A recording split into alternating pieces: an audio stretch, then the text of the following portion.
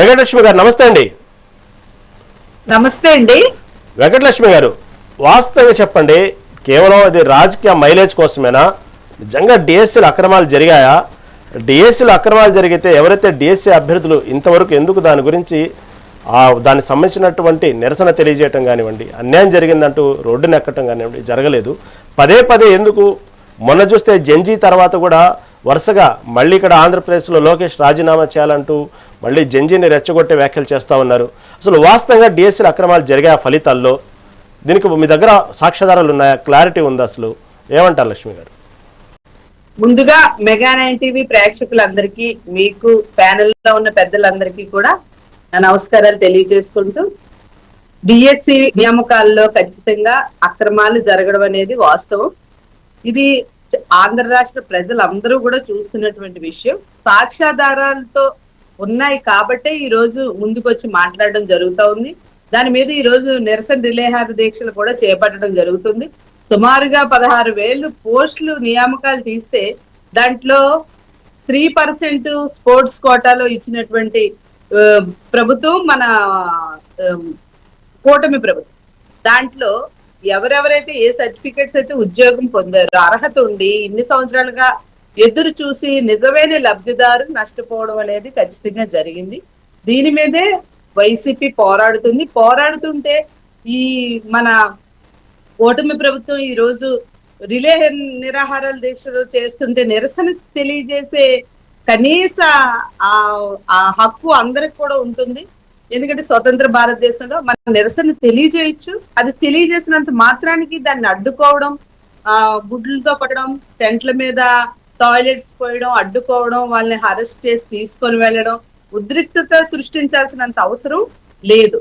ఖచ్చితంగా సాక్ష్యాధారాలతో నియామకాల్లో అవకతవకలు జరిగాయి అనేది వాస్తవం. దీని మీద వెంటనే సిబిఐ విచారణ జరపాలనేది వైసీపీ పార్టీ డిమాండ్. దానికి అర్హులైన వారికి న్యాయం చేయాలి. చేసే వరకు కూడా వైఎస్ఆర్ కాంగ్రెస్ పార్టీ పోరాడుతుంది. ఇది రాజకీయ లబ్ధి కోసం కాదు, ప్రజల పక్షాన పోరాడే పార్టీ వైఎస్ఆర్ కాంగ్రెస్ పార్టీ.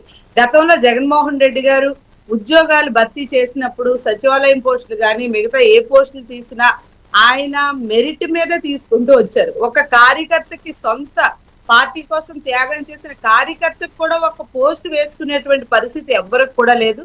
ఈ రోజు లక్షల్లో ఈ రోజు పోస్టులు అమ్ముకున్నటువంటి ప్రభుత్వం ఏమైనా ఉందంటే కూటమి ప్రభుత్వం. మొన్న ఈ దీంట్లో మాత్రం అవకతవకలు జరగడం అనేది ఖచ్చితంగా వాస్తవం. అవి ఆధారాలతో సహా బయటికి తీస్తాం.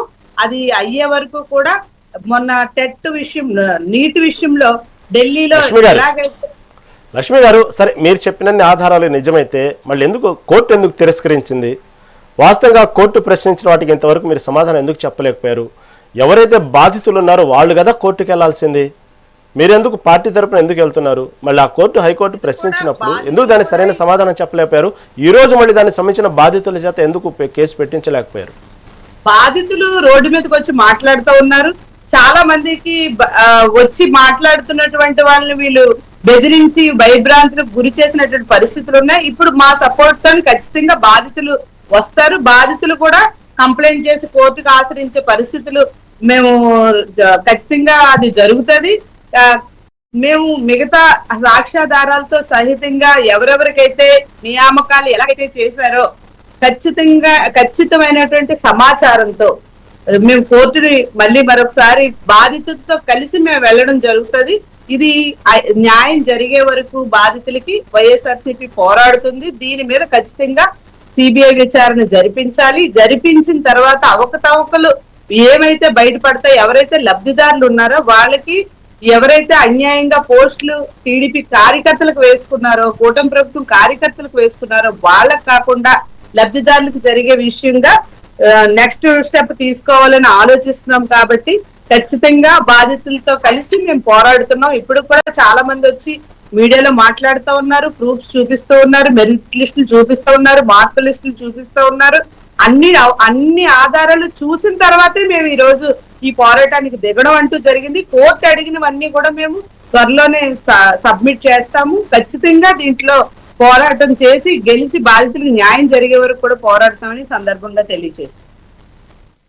ఓకే, మనతో పాటు టీడీపీ సీనియర్ నాయకులు విజయభాస్కర్ గారు ఉన్నారు. కంచెల విజయభాస్కర్ గారు. విజయభాస్కర్ గారు నమస్తే అండి. నమస్కారం అండి. విజయభాస్కర్ గారు, ఎవరికైనా